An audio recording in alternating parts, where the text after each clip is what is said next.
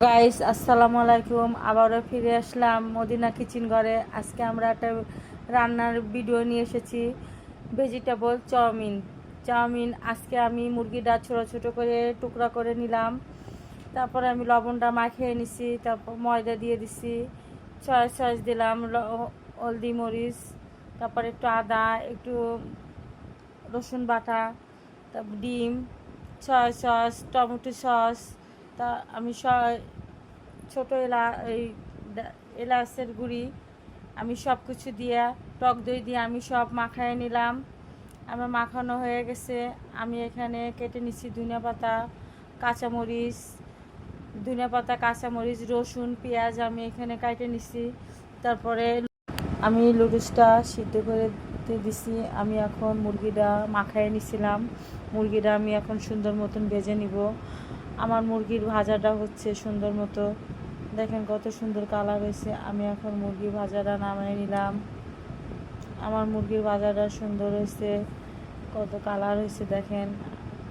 আমি এখন কড়াইতে সাদা তেল দিয়ে দিলাম, কাঁচামরিচ, পেঁয়াজ, রসুন, টমেটো, ধনিয়া পাতা আমি সব দিয়ে সুন্দর মতো নাড়িয়ে নিব। এখন আমি পেঁয়াজটা ভালো করে নেড়ে নিলাম। আমি এখন সিদ্ধ করে রেখেছিলাম গাজর আর লুইবা, আমি ওইটা দিয়ে দিলাম। আমি একটু লবণ দিয়ে দিলাম, আমি ডিম দিয়ে দিছি দুইটা, সুন্দর করে নাড়লাম। টমেটো সস দিলাম, একটু লবণ দিছি, সয়া সস দিছি, একটু স্বাদের জন্য একটু চিনি দিছি। কেউ দিলেও দিবেন, কেউ না দিতে পারেন।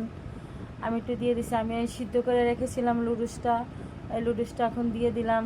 আমি সুন্দর মতো নেড়ে নিলাম।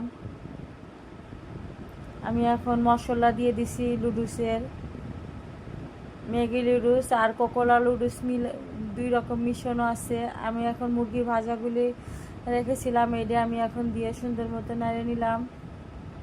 আমি এখন ধনিয়া পাতা দিয়ে দিলাম। আমাদের প্রায় আমার লুডুসটা হয়ে গেছে, আমার লুডুসটা রান্না হয়ে গেছে। আমি লুডুসটা নামিয়ে নিছি। এখন আমি লুডুসটা খেয়ে দেখবো লুডুসটা আমার কেমন হয়েছে। আমার ভিডিওটা যদি ভালো লাগে লাইক, শেয়ার, কমেন্টস করবেন।